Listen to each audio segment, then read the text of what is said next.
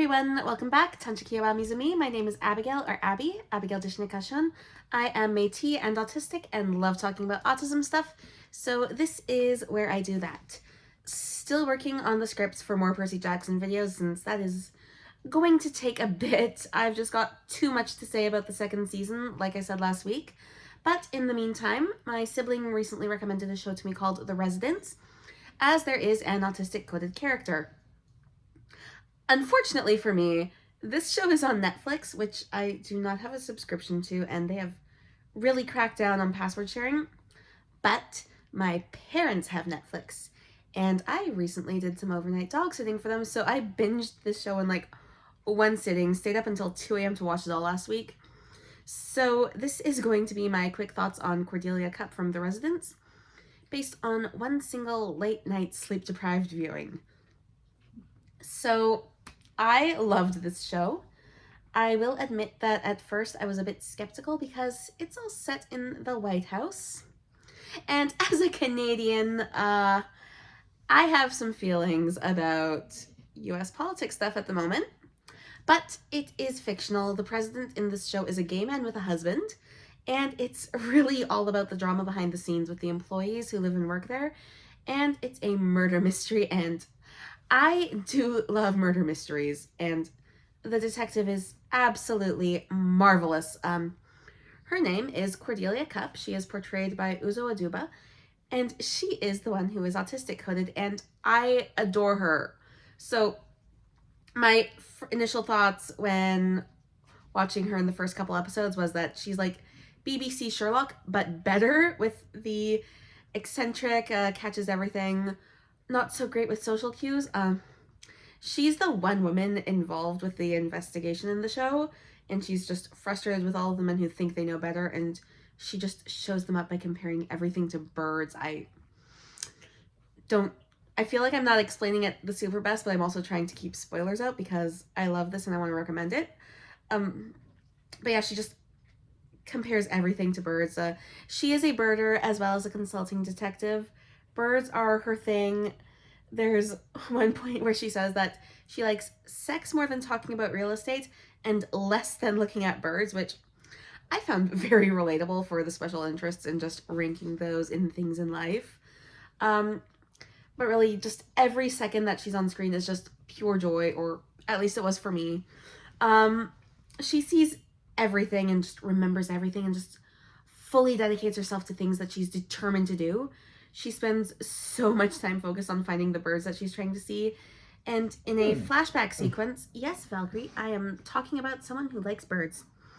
Where was I in my script? Yeah, in a flashback sequence, she details how she dedicated herself to finding a missing sock for her sister, which was her first case, just even sneaking out in the middle of the night to go rescue it from a neighbor's doghouse after deducing that that was where it had wound up. She is loyal and just so smart, and as someone who can't always explain things that I know in ways that make sense to most people, I can relate to a lot of how she explains things through bird metaphors. Like, I don't use bird metaphors because birds aren't my special interest, but I have absolutely done that with my own special interests. I had a teacher in university, like back before I got the autism diagnosis, who got a bit irritated with me because the only way I could think to explain some things was through Les Mis. Like, oh, this is like this part of Les Mis. I don't remember what exactly I was doing with that because this was like 10 years ago now. I just remember that I was doing that sort of thing with Les Mis, and my teacher told me to stop. Like, there's just a lot of things with how she interacts with people that I could relate to. Careful, Valkyrie. Yeah. Don't need you knocking things over.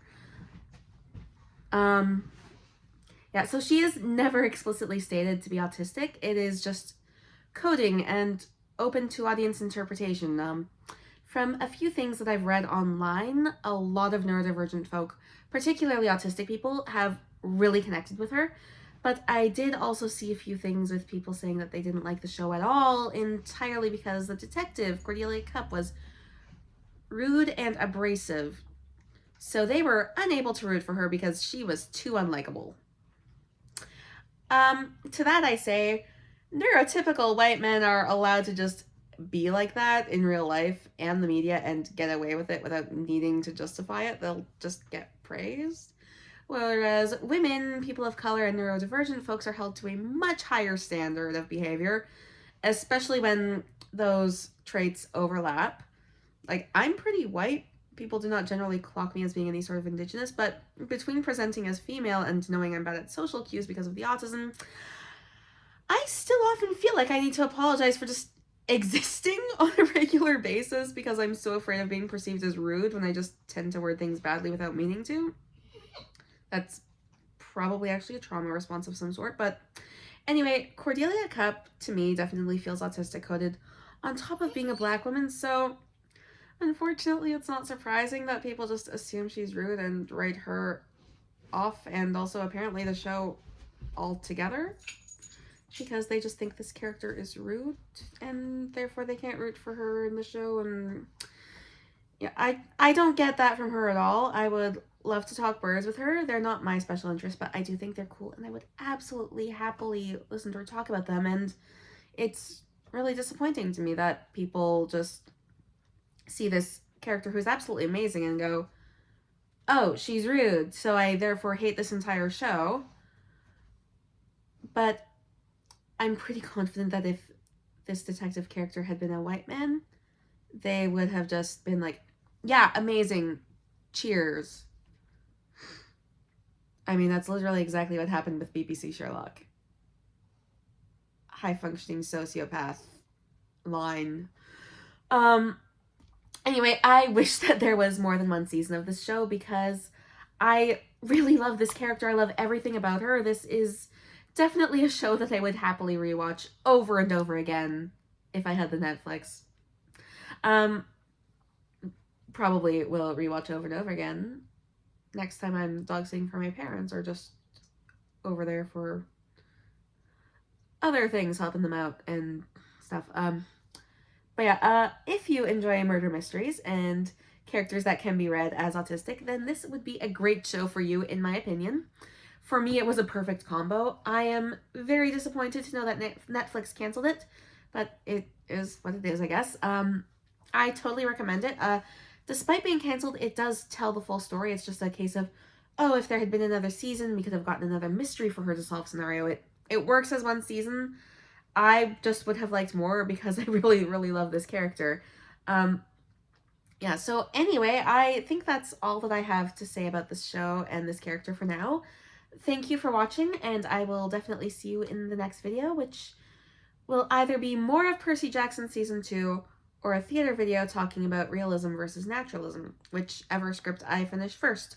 Thanks again for watching, and I will see you then. Bye!